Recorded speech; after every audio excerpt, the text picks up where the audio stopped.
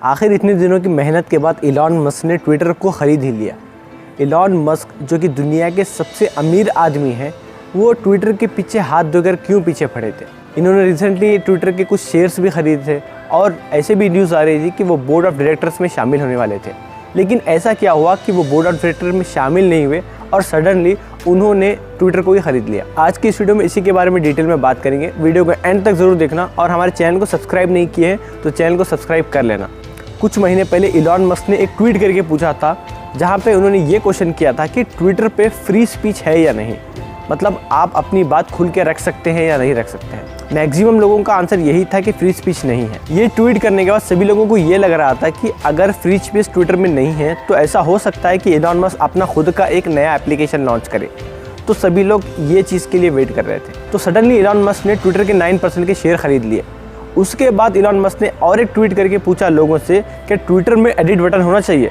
आपकी नॉलेज के लिए बता दूं, ट्विटर में एडिट बटन नहीं है। आप जो भी ट्वीट करते हैं या अगर आप में उसमें गलती होती है तो आपको पूरा ट्वीट डिलीट करना पड़ेगा, नहीं तो आप उसको ऐसे ही रखना पड़ेगा। तो इलॉन मस्क ने जब ट्विटर में एडिट बटन के बारे में पूछा तो सभी लोगों ने कहा कि एडिट बटन होना चाहिए। तो इसी से जाहिर हो रहा था कि इलॉन मस्क कितना इंटरेस्ट दिखा रहे हैं ट्विटर में। पिछले कई दिनों से हम लोगों को हिंट मिल रहा था इलॉन मस्क ट्विटर के पीछे हाथ धो के पड़े थे। इलॉन मस्क के ट्विटर के इतना पीछे पड़ने के जो रीजंस हैं वो मैं आपको बताता हूँ। ये सब चीज़ों से तो समझ में आ रहा था कि इलॉन मस्क कुछ ना कुछ तो करने वाले हैं, लेकिन किसी को ये नहीं पता था कि इलॉन मस्क डायरेक्टली एक ऑफर दे डालेंगे ट्विटर को खरीदने के लिए। जैसे ही इलॉन मस्क ने ट्विटर को खरीदने का ऑफर दिया तो ट्विटर ने भी कहीं ना कहीं मना कर दिया। लेकिन कुछ लोग इलॉन मस्क के अगेंस्ट भी बोल रहे थे, जहाँ पे उन्होंने बोला कि अगर इलॉन मस्क खरीद लेते हैं ट्विटर को तो ट्विटर प्राइवेट कंपनी हो सकती है, इलॉन मस्क अपने हिसाब से भी चला सकते हैं। जब दुनिया का सबसे पैसे वाला आदमी ट्विटर को खरीदने थे है, जबकि उसके एक्चुअल रेट से 30-40% ज़्यादा रेट में, तो कौन बिकना नहीं चाहेगा। तो ट्विटर ने एक्चुअली में हाँ कर दी और इलॉन मस्क ने फाइनली ट्विटर को ख़रीद लिया।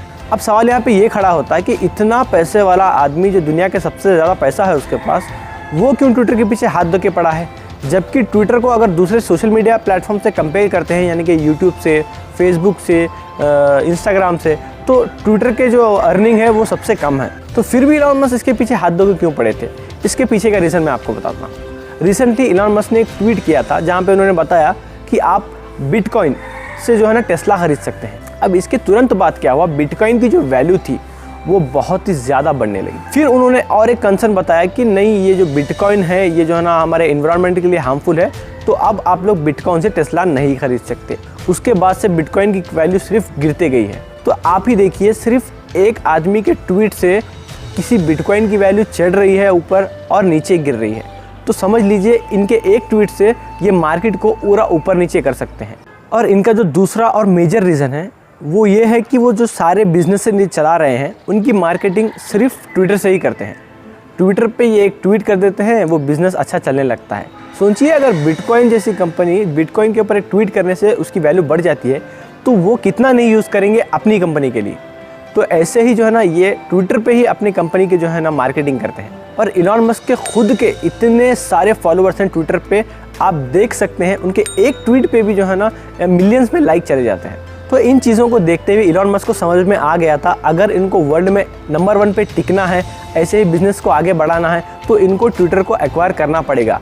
लेकिन यहाँ पे सबसे बड़ी दिक्कत ये थी कि ट्विटर जो है ना अकाउंट सस्पेंड कर देता है। रिसेंटली डोनाल्ड ट्रंप का अकाउंट भी ट्विटर ने सस्पेंड कर दिया था कुछ बातें बता के। तो इलॉन मस्क को कहीं ना कहीं ये भी डर था कि उनका अकाउंट भी कहीं ना कहीं सस्पेंड हो सकता है, क्योंकि ये ऐसे ही ट्वीट करते रहते हैं। तो इन चीज़ों को देखते हुए इलॉन मस्क ने ट्विटर को खरीदने का इरादा बनाया और ट्विटर को फाइनली खरीद ही लिया। अब जबकि इलॉन मस्क ने ट्विटर को खरीद लिया है तो उन्होंने क्या रीजंस बताए हैं और क्या अपडेट करने वाले हैं, ये चीज़ मैं आपको बताता हूँ। इलॉन मस्क ने यही बताया है कि सबसे पहले ट्विटर में फ्री स्पीच होना चाहिए। जैसे कि मैंने कहा डोनाल्ड ट्रंप का अकाउंट सस्पेंड हो गया, यानी कि उनके कुछ ट्वीट्स की वजह से।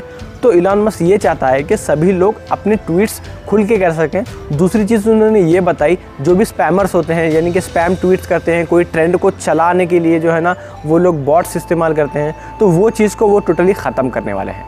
आगे उन्होंने ये भी बताया कि वो ट्विटर में कुछ नए नए फीचर्स ऐड करके एक बहुत ही बढ़िया प्लेटफॉर्म बनाने वाले हैं। अब ट्विटर जबकि पब्लिक कंपनी थी अब प्राइवेट हो चुकी है। अब सारा चीज़ जो है ना इलॉन मस्क के हाथ में है। अब देखना ये है कि इलॉन मस्क इसको या तो इम्प्रूव करते हैं या तो ट्विटर पूरी तरीके से इलॉन मस्क के कब्ज़े में हो जाएगा। इलॉन मस्क जो चाहते हैं वो होगा। अब जब पूरी ट्विटर इलॉन मस्क की कंपनी बन चुकी है तो इलॉन मस्क अपनी मनमानी भी कर सकते हैं, या तो ट्विटर को पूरा टोटली ओपन रख सकते हैं पब्लिक के लिए, जहां पे पब्लिक फ्रीली बात कर सकती है। तो आने वाले टाइम पे ही पता चलेगा कि इलॉन मस्क करने क्या वाले हैं, पब्लिक को इससे फ़ायदा होता है या नुकसान होता है, ये देखने बहुत ज़्यादा ज़रूरी है। होप करता हूँ आपको वीडियो समझ में आ गया होगा। मिलते हैं अगली वीडियो में। Thank you for watching.